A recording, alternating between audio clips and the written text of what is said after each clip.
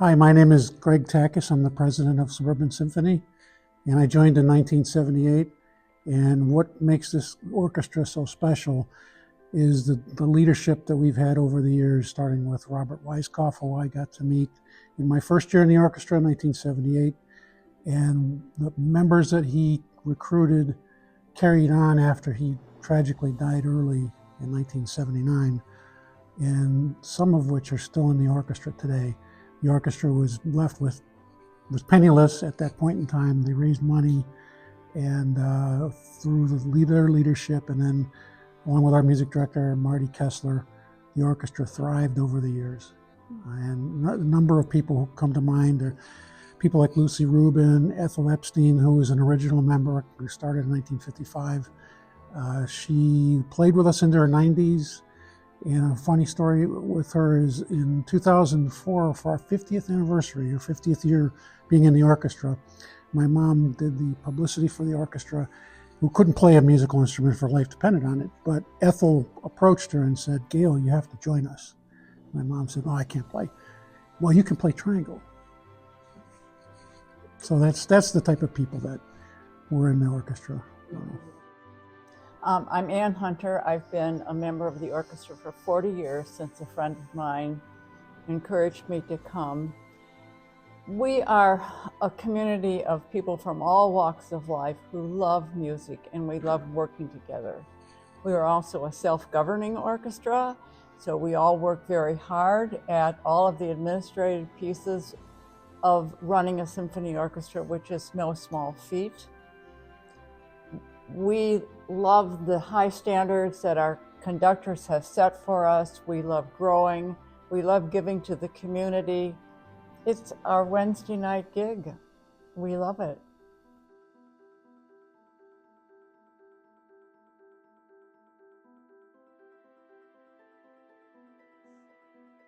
People who come to the orchestra come from a wide range of communities in Cleveland. They come in not knowing anybody.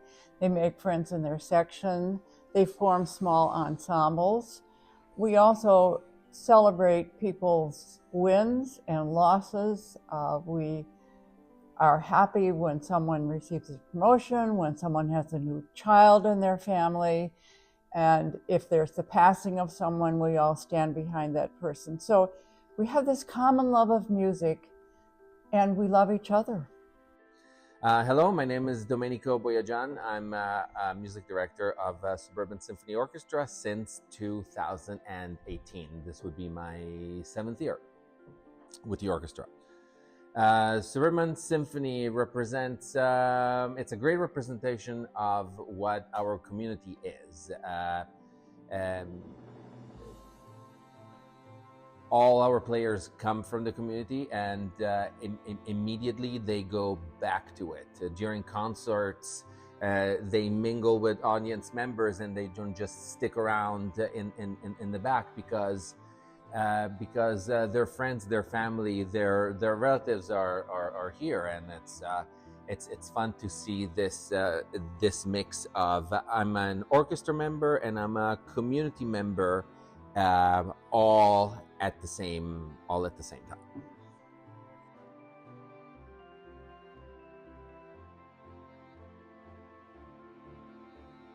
It's wonderful that we are able to do this. It's just a thrill to be able to play at Severance Music Center in Mandel Hall, of course. The orchestra has played there before. Over the last 7 years of our directorship, our leadership under Domenico Boyagian, we have grown as an orchestra to be ready to tackle this large piece. We are now have performed all the Beethoven symphonies, and we've all worked very hard with extra rehearsals towards this concert. And I think one thing that is really important to me is the meaning of the Beethoven Ninth at a time when I feel the whole world needs that message. Amen. And I would just add that I look back at my years in the orchestra, and it's really nice to have our valued VIP SSO members who are going to be in the audience have retired, and they're our guests, and they're going to be listening to the creation that they helped evolve and create and be part of our wonderful day.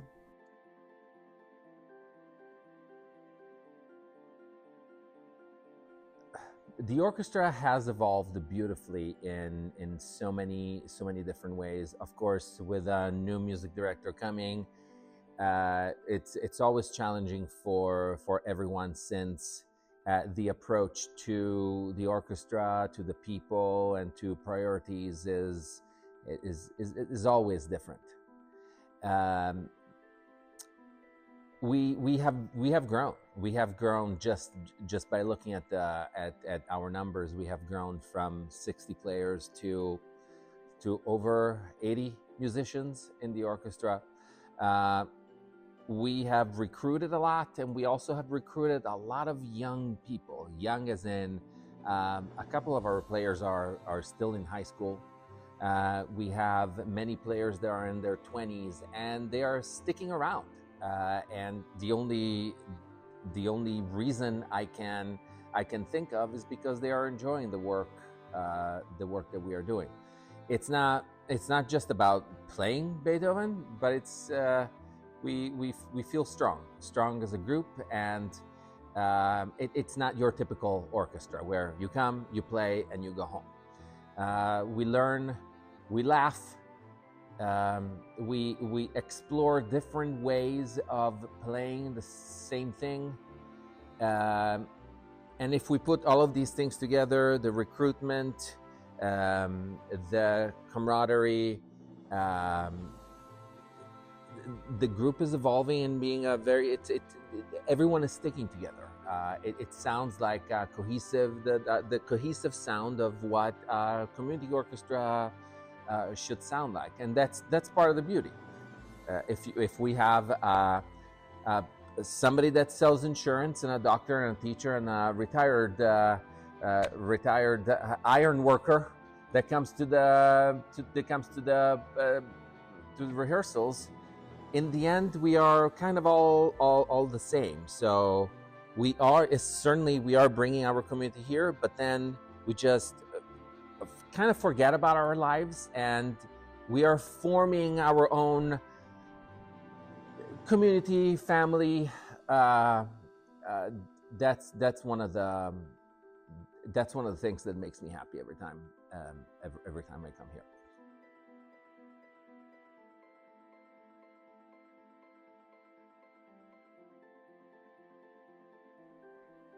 What makes music special is that even someone that has not studied it understands it in a very instinctual way.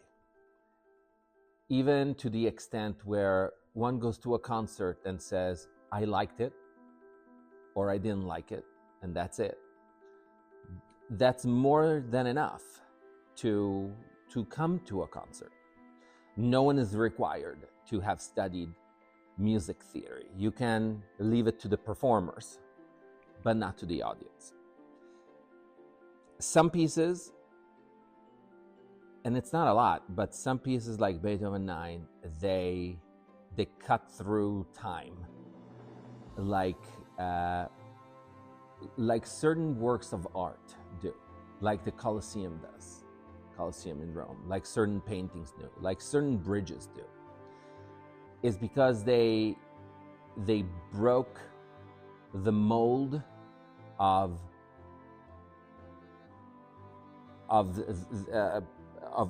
what it should have been at that time, what a symphony should have been at that time. Certainly Beethoven 9 is not. There hasn't been a symphony with a chorus, with soloists. There hasn't been a symphony that lasted over 70 minutes. We are going from, in just 20, 30 years, we are going from a Haydn or a Beethoven or a Mozart symphony that lasts 22, 25, 26 minutes. And suddenly Beethoven comes along. And some of us know that let's say in a first movement, a typical symphony has to have two themes at the beginning that come back at the end. And in the meantime, in the middle, it's called a development, where we take these two themes, we work around them, and then we bring them back toward the end. Well, Beethoven sometimes added a third theme, and what he was also into was taking first and second theme, just presenting them very quickly, and then turning the development into its own work, pretty much its own symphony. And he really developed that theme. For example, when I bake bread at home, it's not just about mixing the ingredients, but Beethoven kept on kneading and kneading and kneading and kneading and kneading, and all of a sudden you have a technique that no one has ever done before. So basically, that's what's happening, not just in the first movement, but throughout each movement. That's why it's also so long. He's just developing all these themes and all of these ideas. No one has ever done the choir, the soloists, the development of these themes, and making it last over 70 minutes. And associated it with a poem that calls for fraternity and harmony and peace, which I think we do need today. Why did the Colosseum last in the imagination of people for 2,000 years? Well, we all have our reasons why that is, and Beethoven 9 is certainly one of those pieces.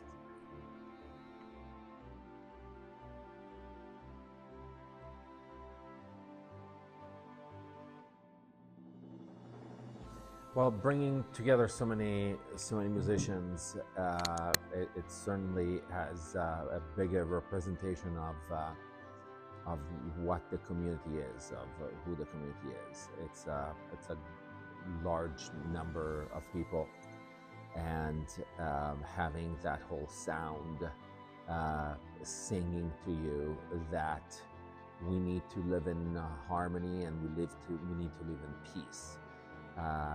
It certainly has an incredible effect on everyone listening to it.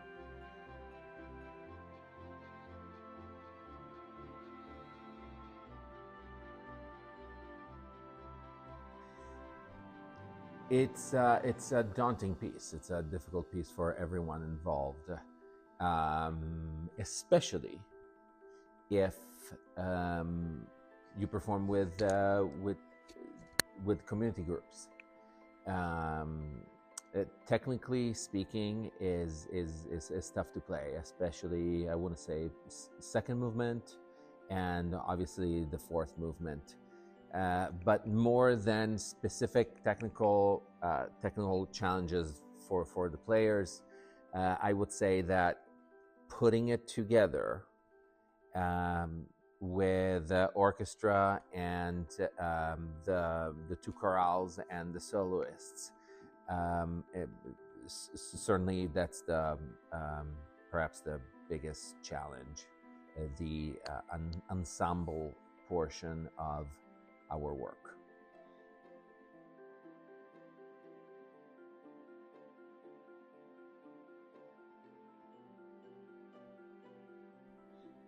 Music needs to be experienced live. So if you've ever heard Beethoven's Ninth Symphony, a live performance of it has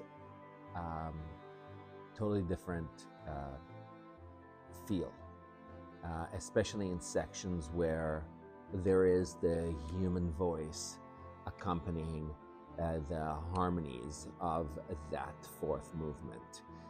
It is going to be an explosion of sound and especially sounds that you recognize. You do recognize that melody. You know when it's going to happen, and when it does, and when 152 people plus 4 soloists are singing, and 90 people in the orchestra are accompanying those voices, the effect is very, very special.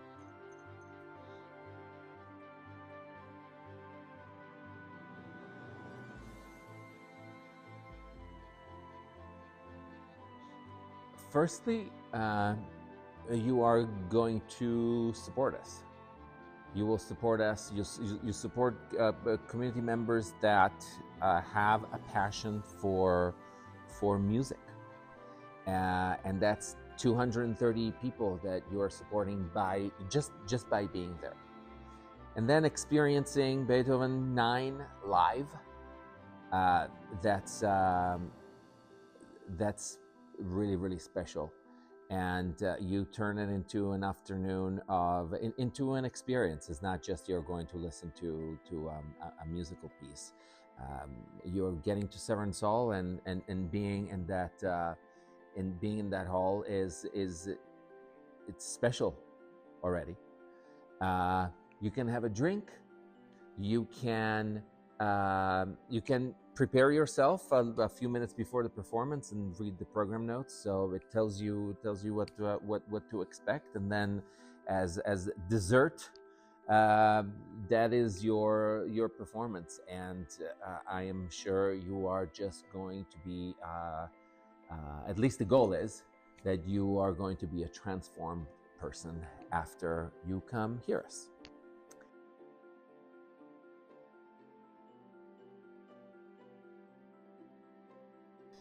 We pass along to the next group of musicians. We particularly get to know our younger musicians, our musicians who are newer to the orchestra. Those of us who have been a long time members need to pass on our heritage. As I said, we're a self-governing orchestra, and that is huge. We're kind of like a miniature Vienna Philharmonic, where they are, they're professional musicians with the Vienna State Opera, but they have their own little private orchestra that they govern, and we're a miniature version of that. We raise our own money, apply for grants, and just develop the culture, and that's something we're going to pass on to everyone who are members.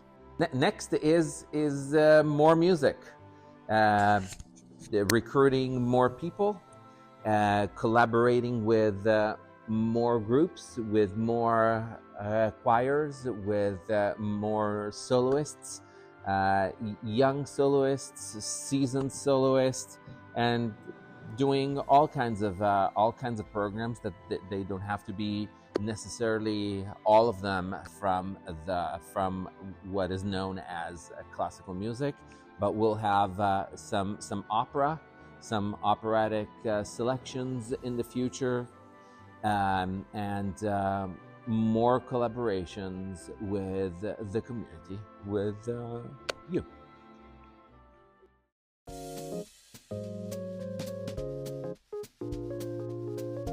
I would encourage everyone to go online or call Severance Hall and ask for a ticket. Calling Severance Hall is a direct way.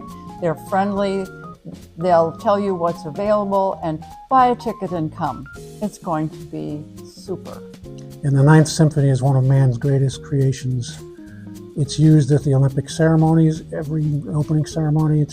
They play 250 performances of it at the end of the year in Japan. Everywhere in the world, it's considered, one of the greatest pieces ever written. Come see us on Sunday, March 16 at 2 p.m.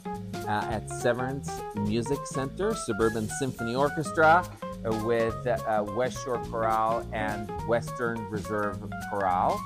A few tickets are still available. I know that they are going fast. Come experience this wonderful music.